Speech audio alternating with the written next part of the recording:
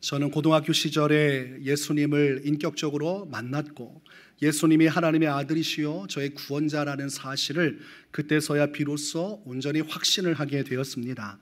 그때 예수님을 만나고 보니 그 은혜가 너무나 놀랍고 감사할 수밖에 없었습니다. 그래서 학교 근처에 있는 작은 개척교회에서 신앙생활을 했는데, 그때 제 유일한 기쁨은 성전에 가서 하나님께 기도할 때, 그리고 하나님을 찬송할 때, 또 교회 예배 자리에서 은혜를 받을 때, 그때가 가장 기쁘고 제 안에 소망이 넘치는 시간이었습니다.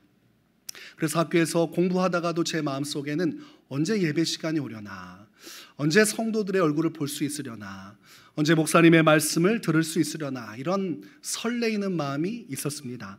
그래서 학생이었지만 수요 예배도 드리는 기쁨을 누렸고, 철야 예배도 드렸고, 또 새벽 예배도 드렸고, 그리고 항상 교회 성전을 바라보면서 창문을 열고 그렇게 기도하는 시간을 보냈습니다.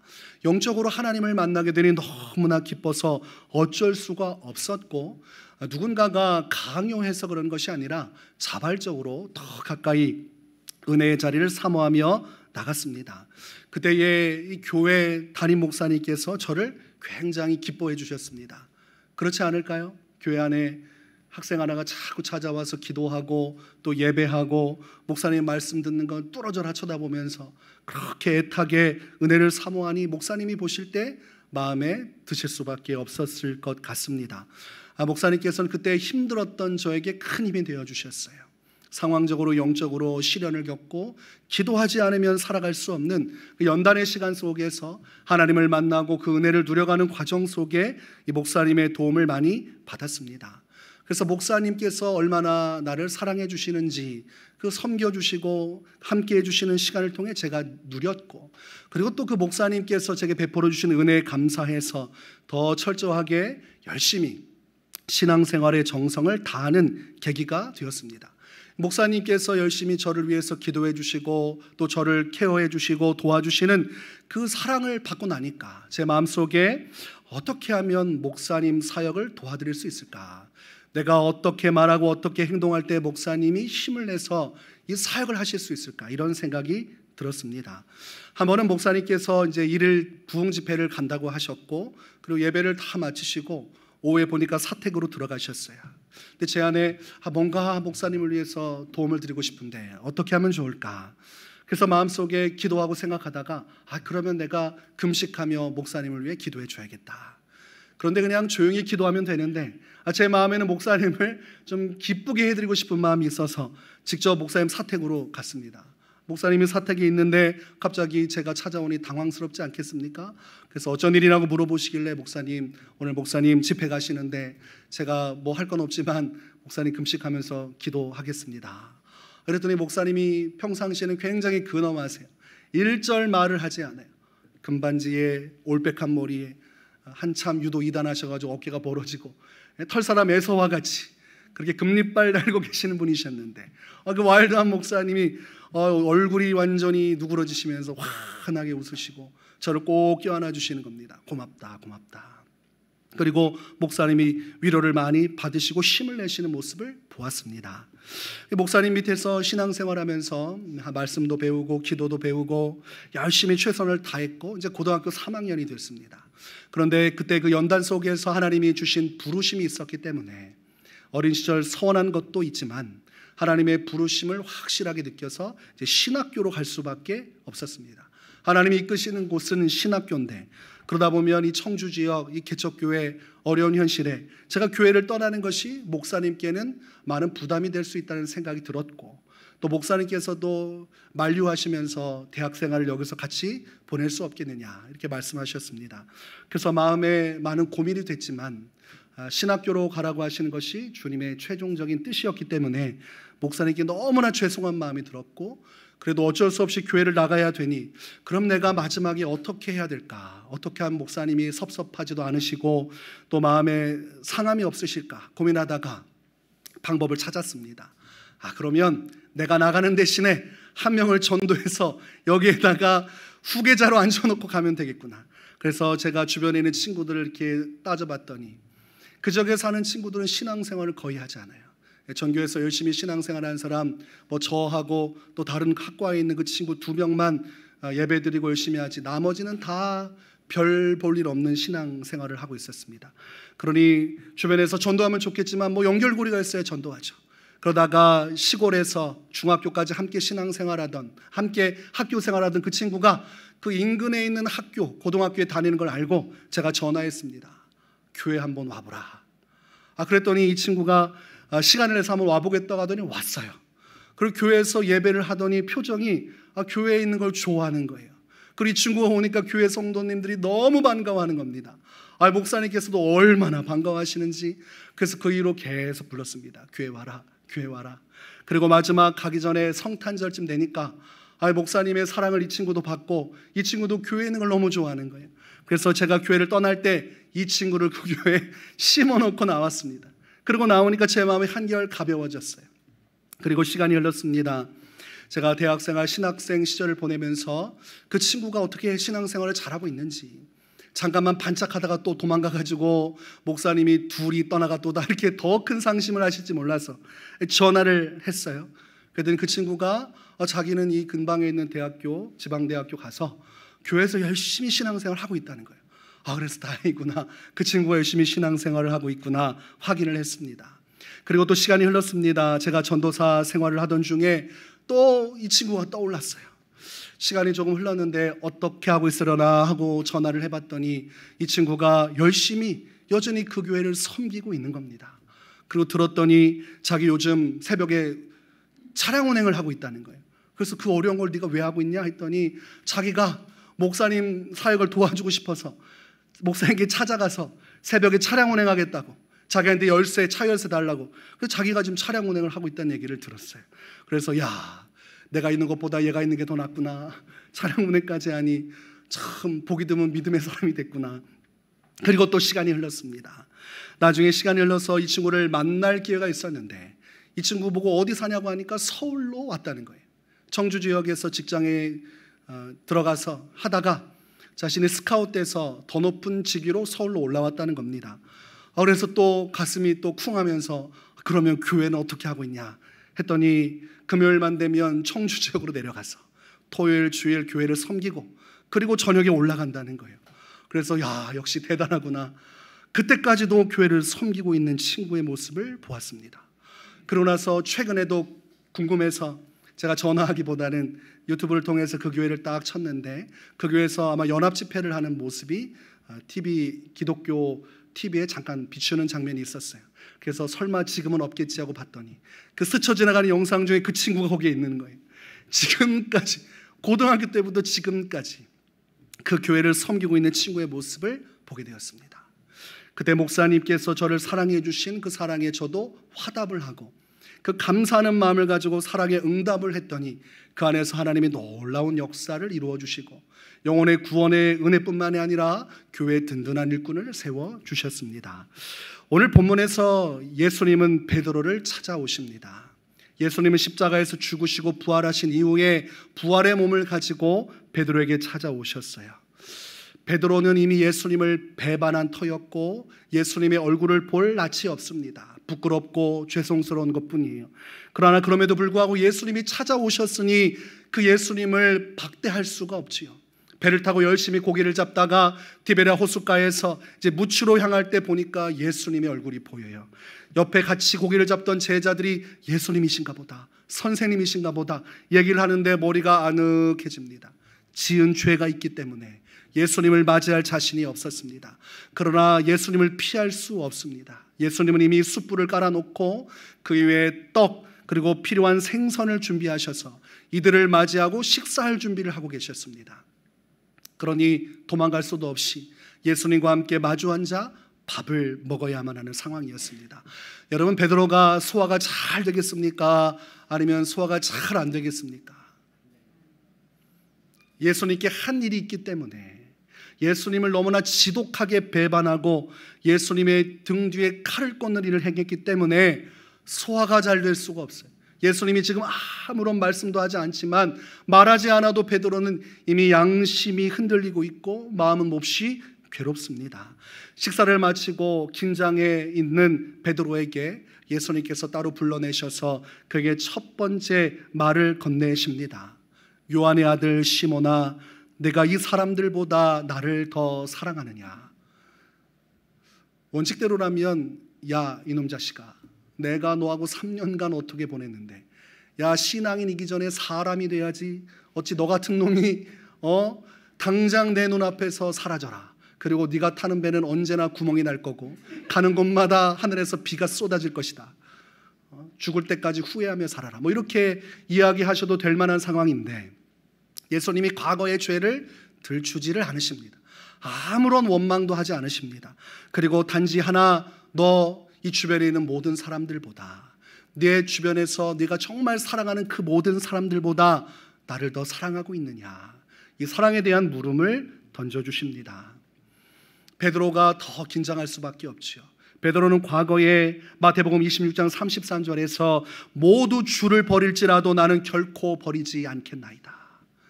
이렇게 저는 예수님을 위해 생명도 바칠 각오가 되어 있습니다. 다른 11제자 예수님 사랑하고 섬긴다고 하지만 믿지 마십시오. 예수님이 믿을 만한 사람은 저 베드로밖에 없습니다.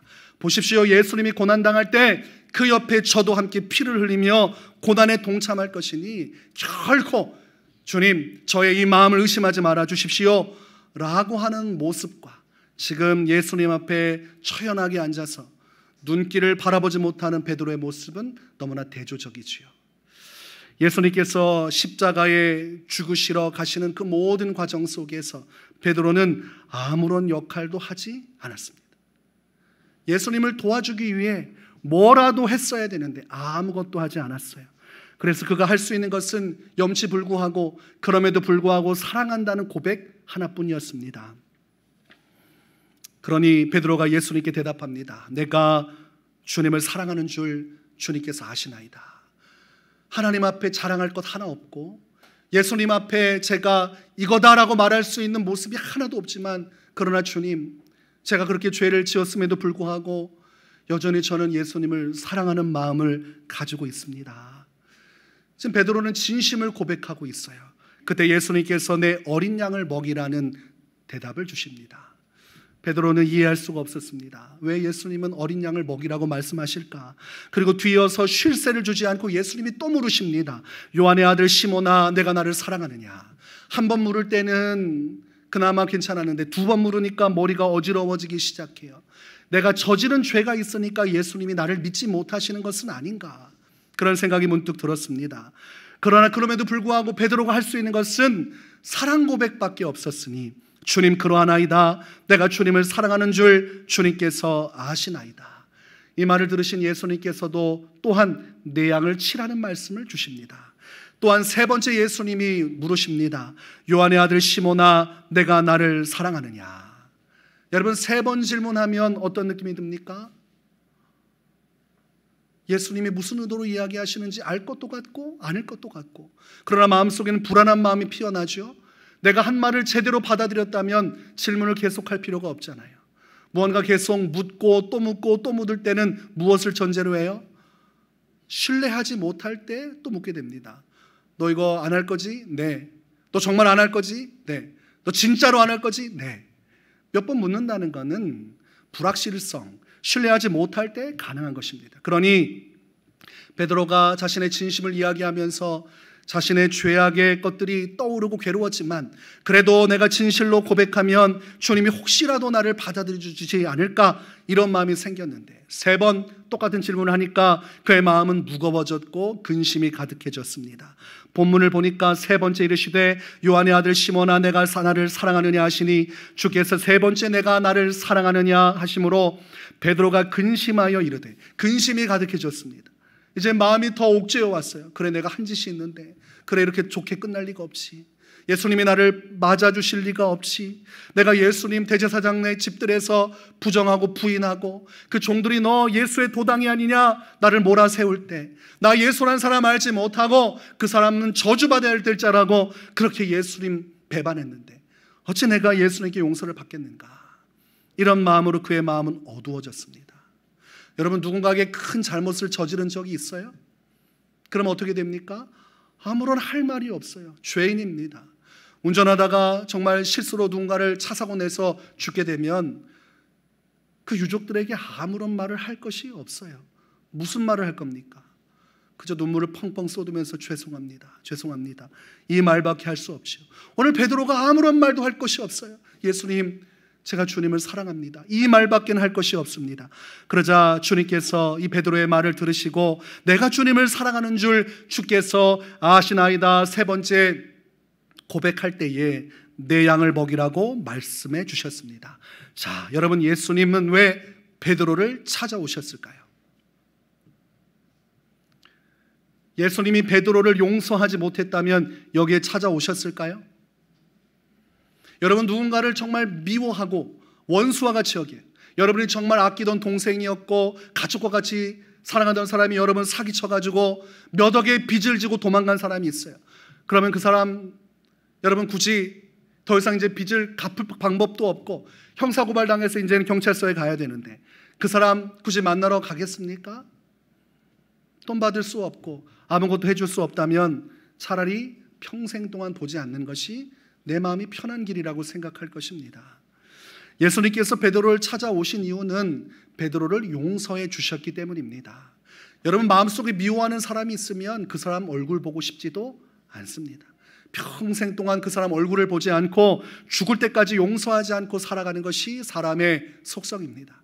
예수님이 베드로가 있는 곳까지 찾아오셨다는 것은 이미 그가 했던 말들, 그가 했던 죄악의 모든 것을 용서하여 주셨기 때문에 가능한 것입니다. 그러나 지금 베드로는 확신을 하지 못하고 있는 겁니다. 왜냐하면 나라면 용서할 수 없을 테니까요. 베드로라면 자기가 예수님의 입장이 되면 자신과 같은 나쁜 제자는 용납할 수 없다고 생각했기 때문에 예수님이 오신 것에 대해서 그분이 자신을 용서해 주셨다는 사실을 3번의 질문이 이루어지는 동안도 확신을 하지 못하고 있는 것입니다. 여러분, 예수님은 왜 베드로의 죄를 용서해 주셨을까요? 네. 예수님께서 베드로를 사랑하시기 때문에, 그가 지은 죄보다 베드로를 더 사랑하시기 때문에 오늘 사랑의 마음으로 용서하여 주시고 이 자리 베드로가 있는 곳까지 찾아오신 것입니다. 여러분, 베드로가 뭘 알지 못합니까? 예수님이 얼마나 사랑이 많으시고 그분의 사랑이 얼마나 위대한지 아직은 깨닫지를 못하고 있는 것입니다. 그러니 예수님과 함께 사랑의 고백을 온전히 나누지 못하고 자신의 죄를 보면서 고통받아 하는 것이죠. 예수님은 죄에 대해서 한마디도 안 하셨는데 본인이 근심하고 괴로워한다는 것은 스스로가 이 죄의 문제에 여전히 마음이 얽혀 있다는 것입니다. 주님은 죄의 사슬에서 끊어주시고 죄로부터 용서해 주시고 베드로를 있는 그대로 사랑하여 주시지만 베드로는 자신의 죄를 바라보며 그 사랑을 온전히 깨닫지를 못하고 있는 것이죠. 예수님의 사랑은 베드로의 상상을 넘어설 만큼 높고 위대한 것임을 우리가 이 말씀을 통해 깨닫게 되는 것이요, 오늘날도 예수님을 믿는다고 하지만 많은 성도들이 그 사랑이 얼마나 크고 위대한지를 깨닫지를 못할 때가 많습니다. 나 같은 놈이 어떻게 예수님을 믿을 수 있는가? 나 같은 사람이 어떻게 주님 앞에 설 자격이 있겠는가? 그래서 믿음 생활을 하다가도 죄를 짓고 넘어지면 하나님 앞에 나가기를 꺼려하고 하나님과 교제하는 것을 굉장히 마음속에 죄책감을 갖는 성도들이 있습니다. 상담하다 보면 뭔가 다 토해내진 않는데 하나님 앞에 죄송스러운 게 많은 거예요. 그러니까 주님이 찾아오시고 주님이 그 얼굴을 보며 그를 맞이해 줘도 고개를 들고 주님과 온전한 교제를 이루는 대로 나가지를 못합니다. 성도가 하나님의 은혜를 누리는 것은 예수 그리스도의 십자가 사랑을 온전히 깨달을 때 가능해지는 것이죠.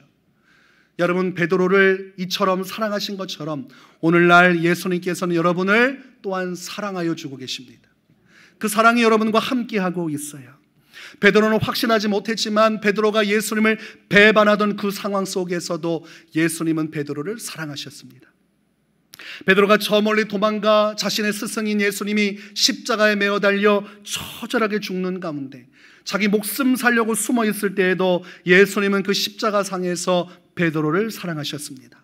그리고 다시 부활하여 부활의 주가 되시고 온 인류의 구원자가 되신 예수님은 죽음을 이기시고 사망 권세 이기시고 난 이후에도 여전히 그 베드로를 사랑하고 계십니다. 요한일서 4장 16절에서 말씀합니다. 하나님이 우리를 사랑하시는 사랑을 우리가 알고 믿었노니 하나님은 사랑이시라. 사랑 안에 거하는 자는 하나님 안에 거하고 하나님도 그의 안에 거하시느니라. 성경은 하나님은 사랑하시는 분, 하나님은 우리를 놀랍도록 사랑하시는 분, 내가 나를 사랑하는 것보다 나를 더 많이 사랑하시는 분, 내가 나를 용서하지 못하고 나의 죄책감에 사로잡혀 있을 때에도 나보다 더 나를 사랑하시는 주님은 회개한 우리를 용서하시고 용납하시고 그 어떤 죄든지 다 끌어안아 주신다는 사실을 오늘 말씀을 통해 알게 되는 것입니다. 예수님께서 3번의 질문을 하고 있지만 그 3번의 베드로가 사랑한다고 고백하고 있지만 이 고백 속에서 가장 크게 울리는 것은 예수님의 사랑입니다. 여기 안에 숨겨진 단어가 있는 것이에요. 베드로야, 나는 너가 어떤 죄를 지었든지 네가 지금 어떤 마음으로 마음이 무너졌든지 변함없이 너를 사랑하고 있느니라. 그러니 요한의 아들 시몬아, 내가 다른 이들보다 나를 더 사랑하느냐. 예수님의 이 깊은 마음, 심령이 이 질문의 고비고비마다 다 배어져 있는 것입니다. 그리고 베드로가 3번의 질문을 받고 예수님의 말씀을 듣고 그러고 나서 그의 마음속에 성령께서 주시는 마음의 위로와 평안이 임하기 시작을 합니다. 그것을 어찌 알 수 있습니까? 그가 그 다음부터 어떻게 살아갔는지를 통해 알 수가 있는 것이죠. 예수님의 3번의 질문과 그에 대한 대답 이후에 베드로는 다시 한 번 더 주님이 자신을 용서하여 주시고 사랑하여 주셨음을 깨닫고 주님이 말씀하신 사명의 자리로 돌아가 이제 디베랴 호수에서 배를 타고 고기 잡는 일은 다 저 멀리 하고 다시금 예수님의 말씀을 따라 고기 잡는 어부가 아니라 사람을 낚는 어부의 길로 돌아서게 됩니다. 사도행전 2장에 보니까 베드로가 예수님의 복음을 전파하는데 그 당시 사회적인 분위기는 예수라는 이름을 꺼내놓으면 안 되는 것입니다. 예수님이 이단자로 몰려서 십자가에서 죽으셨기 때문에 누구라도 예수라는 이름을 꺼내는 순간 유대 사회에서 철저하게 고립되고 그리고 예수님의 뒤를 따라 죽게 될 상황입니다. 그러나 베드로는 그런 것에 연연하지 않아요. 예수님이 나를 얼마나 사랑하시는가, 이 죄 많은 나를 용서하시고 다시금 주님의 사명의 자리로 불러주신 예수님의 그 말씀이 너무나 기쁘고 즐거워서 자신의 생명을 던져 오직 주님을 사랑하여 복음을 전파하는 일을 행합니다. 그때 유대인들이 살기가 등등하고 질시와 미움과 분노로 제자들을 색출하려고 할 때 도리어 베드로가 세상으로 뛰어나가 복음을 증거합니다. 사도행전 2장 36절을 보니까 그런즉 이스라엘 온 집은 확실히 알지니 너희가 십자가에 못 박은 이 예수를 하나님이 주와 그리스도가 되게 하셨느니라 하니라. 너희가 예수라는 자를 죽였지만 그는 의인이요 하나님의 그리스도요 구원자이었다. 너희는 하나님이 보내신 자를 죽이는 큰 죄악을 저질렀다. 이렇게 공개적으로 유대인을 비판하고 그들의 죄악상을 들추어 내는 것은 목숨을 건 것입니다. 그는 예수님께 고백한 그대로 다시 한 번 더 내게 기회가 주어진다면, 내 사랑하는 주님을 위해 내가 다시 한 번 더 살아갈 수 있다면 모든 것을 쏟아내어 보내겠나라는 다짐 그대로 그렇게 살아가고 있는 것입니다. 그때 어떤 일이 벌어졌냐면 베드로가 예수님을 사랑하여 그의 복음을 증거하고 자신의 모든 것을 쏟아 살아가니 성령의 역사가 베드로를 통해서 그 유대 사회 가운데 나타나 역사하시기 시작을 합니다. 37절에 보니까 그들이 이 말을 듣고 마음에 찔려 베드로와 다른 사도들에게 물어 이르되 형제들아 우리가 어찌할꼬 하거늘.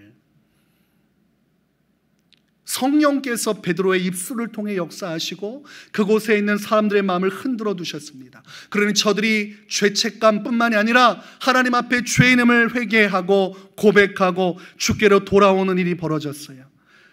베드로가 말합니다. 너희가 회개하여 각각 예수 그리스도의 이름으로 세례를 받고 죄 사함을 받으라. 그래야면 성령의 선물을 받으리니 이 약속은 너희와 너희 자녀와 모든 먼데 사람 곧 주 우리 하나님이 얼마든지 부르시는 자들에게 하신 것이라. 그날의 베드로의 말씀을 듣고 3,000명이나 되는 유대인들이 회개하고 돌아와 성도가 되었습니다. 그들이 교회 안으로 들어왔고 그들이 사도들의 가르침을 듣고 순종했으며 그때부터 유대인들이 교회 안에 들어와 함께 교제하고 떡을 떼며 그들이 함께 모여 기도하기 시작했어요. 초대교회의 시작점은 120명의 성도들이었습니다. 마가다락방에서 120명의 성도들이 모여 기도할 때 그 기도 모임은 초라했어요. 아무도 알아주지 않고 예수님이 죽으신 이후에 예수님에 대해 한마디도 할 수 없는 사회 분위기 속에서 그 120명은 하나님의 말씀을 따라 성령이 오실 때까지 기도하라는 뜻을 따라 모여 기도했습니다. 그러나 이제 어떻게 됐습니까? 베드로가 하나님의 말씀을 증거하니 3,000명이 들어왔어요. 그러면 성도 수가 어떻게 됩니까? 3,000 더하기 120이면 얼마입니까? 네, 3,120명의 사람들이 주님 앞에 돌아왔어요. 그리고 그것은 거기서 끝나지 않고 계속해서 유대 사회를 흔들기 시작을 합니다. 사도행전 2장 47절을 보니까 하나님을 찬미하며 또 온 백성에게 칭송을 받으니 주께서 구원받는 사람을 날마다 더하게 하시니라. 계속해서 3,120명 정도가 아니라 날마다 구원받는 자들이 교회로 몰려오기 시작했고 하나님의 나라 역사가 이루어지고 그리고 그 성령의 역사하심의 파동이 오늘날 어디에까지 이른 것입니까? 오늘 우리 위례세움교회까지 이른 것이죠. 베드로 한 명이 예수 그리스도를 사랑하는 마음으로 자신의 인생을 들여 새롭게 도전했던 그 발걸음을 통해서 하나님의 교회가 부흥하고 영혼들이 구원받고 오늘날 이방에까지 복음이 전파되고 우리가 이곳에서 교회를 이루고 함께 예수님을 찬미하고 찬양하는 시대를 맞이하고 있는 것입니다. 그러나 베드로의 이야기는 우리와 무관한 것이 아닙니다. 오늘 우리와 직접적으로 연결되어 있는 것이 오늘 예수님과 베드로가 함께 나눈 이 사랑의 고백과 나눔이 절절히 흘러넘쳐서 오늘날 교회를 이루고 하나님의 역사를 이루어 가고 있는 것입니다. 여러분 주님을 사랑하십니까? 오늘날 주님은 변함없이 우리를 사랑하고 계십니다. 우리가 눈을 가리고 귀를 막아도 우리를 향하신 주님의 사랑은 변함이 없어요. 그러나 우리가 무엇을 주의해야 됩니까? 그 사랑이 짝사랑이 되게 해서는 안 되는 것입니다. 주님은 한없이 우리를 사랑한다 말씀하시지만 우리는 그것을 너무나 당연하게 여긴다거나 또는 우리의 죄책감이나 연약함으로 그 마음을 받아들이지 못한다면 언제나 주님만 우리를 사랑하시는 짝사랑이 되죠. 짝사랑은 아무런 효과를 발휘할 수 없습니다. 하나님이 나를 사랑하시고 내가 주님을 사랑할 때 그곳에 천국의 역사가 이루어지는 것입니다. 사랑은 쌍방향으로 움직여야 됩니다. 우리가 인생을 살아가고 누군가를 사랑할 때도 마찬가지 아닙니까? 여러분 혼자 누군가를 열렬히 사랑하면 뭐합니까? 다 흩날려지고 없어지는 것이, 내가 그를 사랑하고 그가 나를 사랑할 때 가정이 이루어지고 자녀가 생기는 것이고 화목한 미래가 열려지는 것입니다. 우리 하나님의 구원의 역사도 똑같습니다. 하나님이 나를 사랑하시고 내가 그 사랑에 화답하고 응답할 때 그곳에 하나님의 나라가 이루어지는 것입니다. 오늘 그런 면에서 우리가 한번 사랑 고백했으면 좋겠어요. 오늘 제가 예수님을 대신해서 여러분에게 질문할 텐데 여러분은 어떤 대답을 해야겠습니까? 오늘 본문대로라면 베드로의 고백을 해야겠지요. 내가 주님을 사랑하는 줄 주님께서 아시나이다. 이게 정답입니다. 이것을 대답하시면 돼요. 자, 예수님께서 여러분에게 오늘 물으십니다. 내가 이 사람들보다 나를 더 사랑하느냐?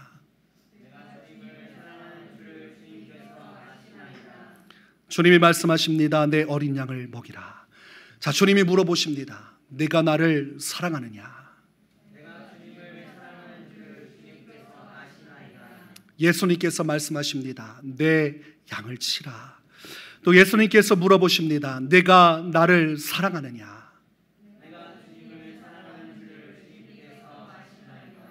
예수님께서 말씀하십니다. 내 양을 먹이라.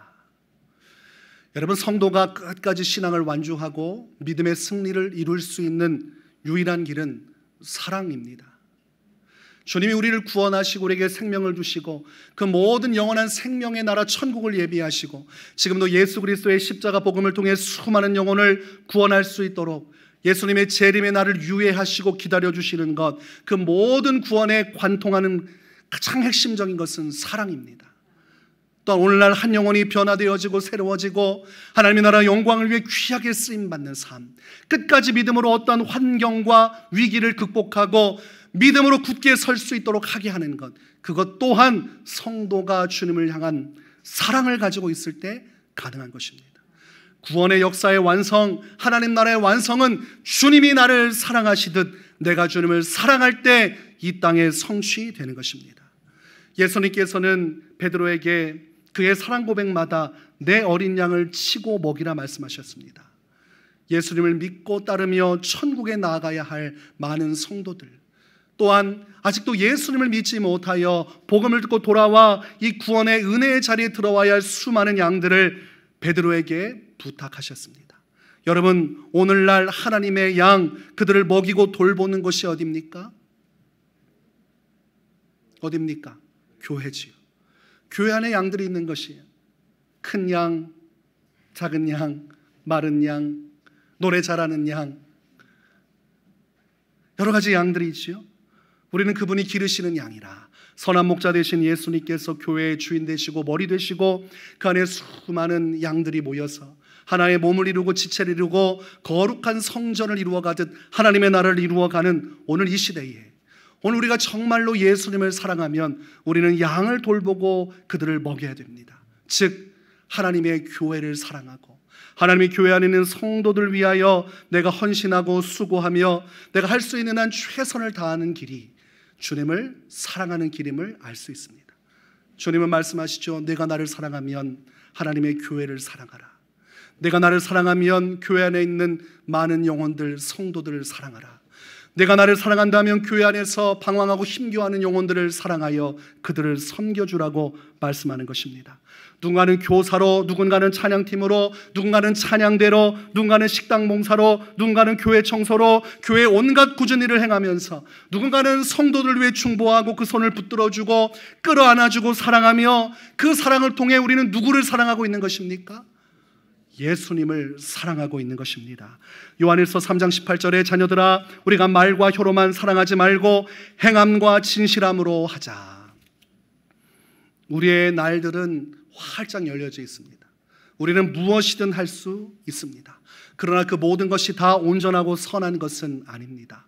성도가 가지고 있어야 할 신앙의 중심은 오직 나를 사랑하신 예수님을 나 또한 사랑하는 것이요, 오직 예수님의 말씀을 따라 내 양을 먹이고 치라고 하신 뜻을 따라 하나님의 교회를 돌보고 교회 공동체를 사랑하며 하나님의 교회를 이루어 나갈 때 주님이 우리의 사랑을 보시고 지극히 큰 영광을 받으시는 것입니다.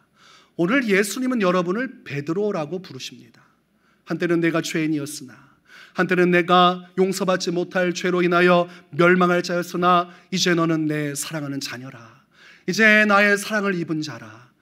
나의 사랑하는 자야. 내가 나를 사랑한다면 이제 나의 역사에 참여하여 이 놀라운 일을 이루는데 함께 나아가자꾸나. 그리고 여러분을 사명의 자리로 불러주신 것입니다. 여러분, 아무에게나 사명을 주지 않습니다. 불신자에게는 주님이 사명을 주지 않습니다. 오직 사랑하는 자들, 하나님의 은혜를 누리는 자들에게만 사명이 주어지는 것입니다. 주님, 왜 저만 이렇게 어려운 하나님의 일을 감당해야 됩니까? 왜 제가 이 무거운 짐을 짊어져야 됩니까? 여러분, 주님이 여러분을 믿고 사랑하기에, 베드로를 끝까지 믿고 사랑하여 그 일을 주신 것처럼 여러분에게도 중요한 일을 맡겨주신 것입니다. 내 사명이 무거울수록 무엇을 의미합니까? 주님이 나를 사랑한다는 것과 나를 신뢰한다는 것을 의미하는 것입니다. 저는 제 사명이 무거워지게 느껴질 때마다 어떤 마음을 갖는지 아십니까? 영광스럽게 생각을 합니다. 주님께 말씀드립니다. 주님이여, 주님의 귀한 나라와 영광을 위해 고통스러워도 힘겨워도 귀하게 쓰임받을 수 있는 기회를 주셔서 감사합니다. 주님이 저를 믿고 신뢰해 주셔서 이 귀한 사명을 주셔서 감사합니다. 그리고 마음이 흔들리고 또 마음속에 여러 가지 마귀의 시험이 올 때 수고해봤자 무슨 소용이 있겠느냐, 네 수고를 누가 알아주며 그런다고 해서 달라질 것이 무엇이냐, 너 한 명의 인생이 흐트러지는 것으로 끝나게 될 것이다. 마귀가 참소하지만 저는 그럴 때마다 한 가지를 고백하고 마귀의 시험을 이깁니다. 주님, 제가 주님을 사랑합니다. 이것이, 이 사명이, 이 사역이 결과가 어떻게 되든 저는 아무것도 다 책임질 수 없지만 정말 중요한 것은 어떤 상황 속에서도 저는 주님을 사랑하여 주님의 나라와 영광을 위해 끝까지 충성하겠습니다. 내가 주님을 사랑하는 신앙의 고백으로 나가면 마귀가 수많은 이유로 시험하다가 그 순간 도망가는 것입니다. 하나님을 사랑하는 자의 마음을 마귀가 이길 수가 없어요. 어떠한 환난도 위기도 괴로움도 주님을 사랑하는 자를 꺾을 수가 없습니다. 그래서 주님을 사랑하는 사도들을 통하여, 주님을 사랑하는 성도들을 통하여 오늘날까지 교회는 흔들리지 않고 이루어져 왔고, 지금도 교회가 안 된다, 큰 교회마다 다 성도들이 떠나갔다, 그리고 작은 교회 또 중형교회, 만명교회가 문을 닫고 교회가 으스러진다고 말을 하지만 그런 것은 하나도 중요하지 않습니다. 오늘날도 정말로 우리가 주님을 사랑한다면, 내가 주님을 사랑하여 주께 내 삶을 드려 충성한다면, 주님은 베드로를 통해 역사하신 것처럼 여러분 한 명을 통해서도 얼마든지 놀라운 일을 이루실 수 있으며, 그것이 한 명의 개인으로 끝나는 것이 아니라 우리 교회 성도들이 정말로 예수님을 사랑하여 내가 주님을 사랑하나이다, 이 고백으로 한 마음이 되어 나아가면 우리는 이 세대 속에서 우리를 통해 역사하시는 주님의 놀라운 영광을 보게 될 것입니다. 우리가 부디 베드로와 같이 우리를 사랑하시는 주님을 바라보고 그 주님의 인도하심을 따라 더욱더 예수님을 사랑하는 삶이 될 수 있기를 주의 이름으로 축원합니다.